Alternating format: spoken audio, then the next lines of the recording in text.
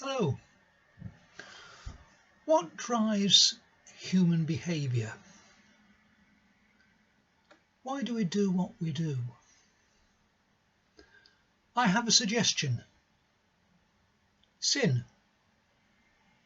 The biggest drivers in human nature are our awareness of sin, our knowledge of our need for forgiveness of sin, or not, as the case may be. This is an unfashionable view, I think.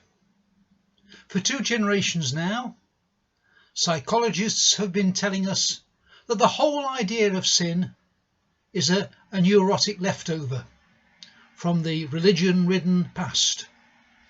And the sooner we consign the idea of sin to the dustbin of history, the sooner we'll live happier, more contented lives.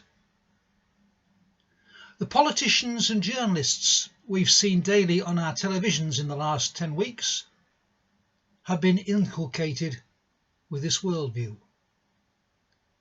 What have we got? Politicians who seem incapable of saying, "I don't know," and journalists who seem intent on pouring scorn on them because they don't know. Do you remember the opening weeks of the pandemic? And the smug smiles on the face of the media people when our leaders couldn't tell them the exact date this whole thing would be over.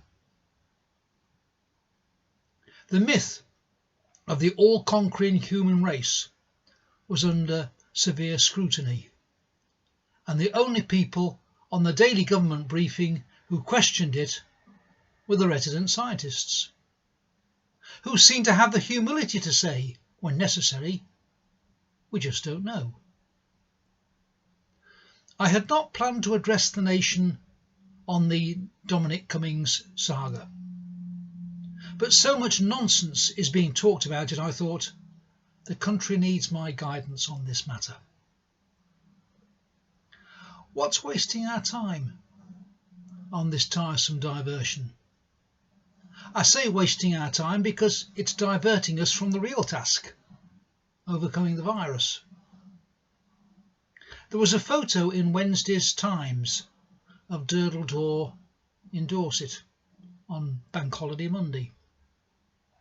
The beach was crowded with people who are not self-isolating, and the path down to the beach was crowded with people who are not self-isolating.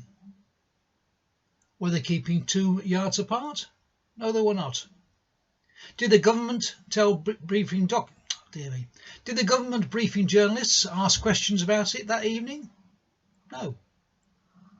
Why? Because it's a lot easier to avoid confronting our individual sin or collective national sin if we find an excuse for it. And we can find an excuse for it if we can point a finger at someone else and say, well, at least we're not as bad as them. Step forward, Dominic Cummings. If, early on in the affair, we'd received the detailed explanation he'd given this week, would it have diffused the situation? I doubt it. Because a nation that denies its sin, and so hasn't looked for and hasn't received God's forgiveness for sin, is ultimately ill at ease with itself. Needing to be in denial about itself, it has a compulsion to displace the guilt it won't acknowledge about itself onto someone else. And with this finger pointing comes a death of compassion and, if they were in the wrong, a lack of forgiveness for others. Our last Prime Minister once famously wondered whether her party should be characterised as the nasty party.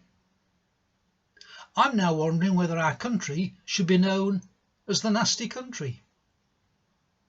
A country which ignores the complexities of others' domestic situations because it's so intent on pouring simplistic bile on them, is one that puts its own emotional agenda before its duty to obey God's laws and love its fellow men. As one of my former curates used to say, he who points a finger at others has 4 fingers pointing back at himself. Goodbye.